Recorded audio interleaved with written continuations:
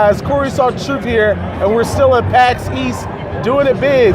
Right now on the screen is a brand new game, Dauntless, correct? That's it. And we're actually going to sit here, we're going to talk about it while you see these cool things in front of us. And we're here with one of our best friends at Dauntless. We met him last year. Introduce yourself. I'm Ian Tournay. I'm the community manager for Dauntless at Phoenix Labs. Okay, so Dauntless, how long was it in development? We're coming up on 3 or 4 years now. And I gotta tell you, it's pretty wild to be working on a game that long and finally be looking at open beta. Okay.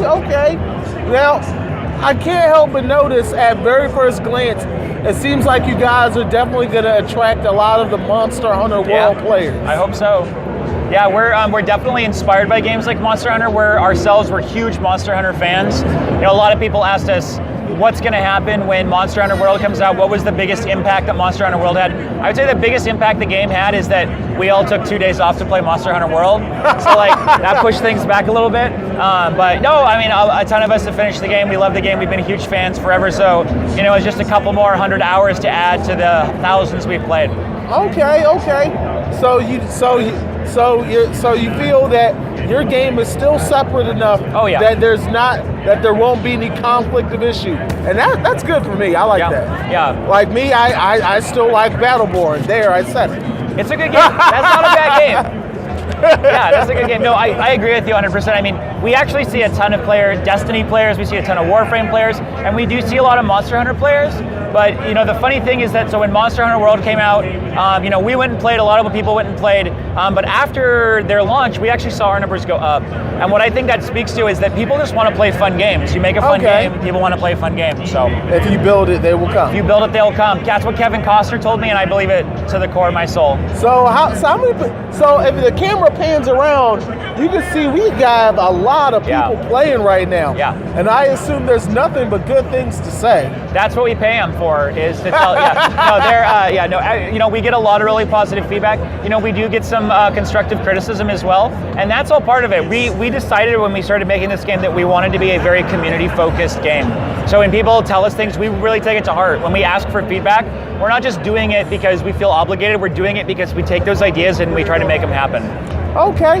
Now, is this game going to cover all the platforms?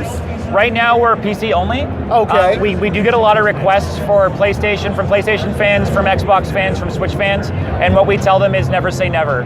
Okay. We all play across multiple platforms, and I think we'd all love to see Dauntless on multiple platforms. Okay, so right now we can say that Dauntless will be PC. PC. For now. Bank on PC, all the way to the bank on PC. Don't be surprised if you see it on console, but we don't have any official plans. Okay. Yeah. So, what other projects do you have in your sleeve? You know, we're always working on something. We've got a couple guys that, you know, what they do is they horse around a lot with tech. They're playing around with what is possible. So what you'll see, one of the things we've added to the game now is, one of the things we heard from players was, you know, I'm getting around the island, there's all these vertical spaces, but I have a hard time getting to them. So, you know, we have these guys, they go, and what they do is they are like, okay, how can we address that comment and make the game even more fun? So now we have these boost jets. Okay. When you find them, you jump on them and they'll throw you up on top of a cliff. Okay. So we've always working on new tech. As far as projects in the future, we do want to be a multi-game studio. We're focused on getting Dauntless out the door, but after that, the sky's the limit. So. Okay. Well, I'm really loving all these creatures. Like, thank you. Like, how many? Your design team? What did that consist of? Because I see each one has its very own distinct personality. Absolutely. And there's at least, and so it shows me there's a lot of different artists. Yeah, we're planning to have dozens and dozens of behemoths over time. The design team, we really start from scratch. It is really only a few people. We have a relatively small studio of very talented people. And we start from scratch. We start from not necessarily like, okay, we've got a checkbox, we got to have one that's fast, we got to have one that's slow. We start from a place of passion. So we start from, hey, I saw this really cool thing in a nature documentary, or oh, hey, wouldn't it be awesome if there was a behemoth of this, or wouldn't it be great to challenge players like this?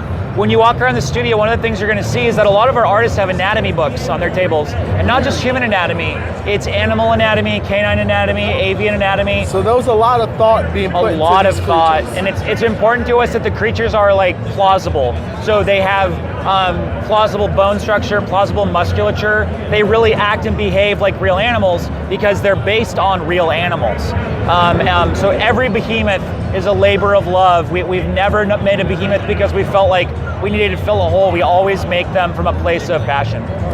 Okay, now can you tell me what type of engine we're looking at in this game? This is Unreal 4. Okay, because I'm looking, I'm like, it looks like Unreal, but I was like, but there's something. It's got that Unreal flavor. Yeah. Yeah. I was like, it definitely has its own look. Yeah, we use Unreal.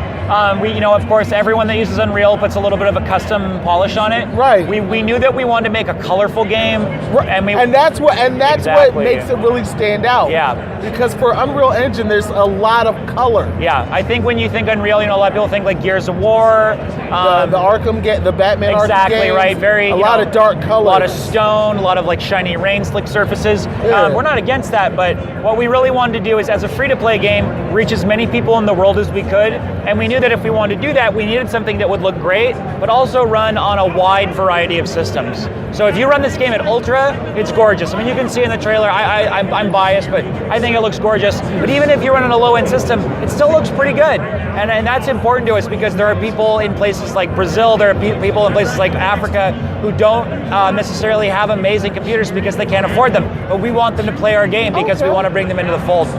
Okay, now with Dauntless being a free-to-play, it looks like you're playing in the long haul just like Warframe. Yeah. Definitely in it for the long haul. We want to work with our community for years and years to come. It's important to us. Like, we have plans for the end game, we have plans for the ever game, we have plans for new behemoths, and so we're building towards those plans. But in the closed beta, when we go into open beta and beyond, we're going to be looking at what players do, and based on what they do, what they want to do, we're going to develop that way too. It's not just about us being like, okay, this is the game, this is how it works. We want to work with the community to build something that they want to play. Okay. Really important to us. I like it. I love it. Yeah. Okay. So, what's your favorite system right now? My favorite system right now? Or in the game PC? or like console? No, I'm talking about you Dreamcast. at home. Dreamcast. All day long, baby. Favorite Dreamcast game? It's a toss-up between Jet Grind Radio and Skies of Arcadia. Ooh, damn, that's a hard choice. That's a good cut. Damn. Well, it depends how you feel. Like, you feeling funky, hop on the Jet Grind. You feeling like cerebral, a little bit of a story, Skies of Arcadia. Damn, that's a hard. Yeah. No, I didn't expect to hear that one. Yeah. But I really do appreciate it. Yeah. Well, guys, take a good look. This is Dauntless. When will everyone be able to get their hands on it? We're working to announce a date as soon as we can. It will be earlier than later, but just keep your eyes on playdauntless.com. We're working on that date. We just want to make sure that everyone who's been a founder, everyone that will be a founder, that when we put this game out, that it's something that they can be proud of, that we can be proud of. So we're not going to put it out until it's ready. That will come sooner than later, but we're working on that date. So maybe fourth quarter 2018? Oh, sooner than that. Sooner than fourth quarter. Oh, okay. Oh, yeah. So we're talking summertime. Sooner than Let's talk about Jet Grind Radio. If I give an exact date. Just keep asking months, and we'll narrow it down. No, I think it's going to be a lot of people's summer jam. I think a lot of people are going to have a lot of fun playing this game. The date's coming soon, but if you're looking to play sooner than later, you're not going to be disappointed. That's what I can say.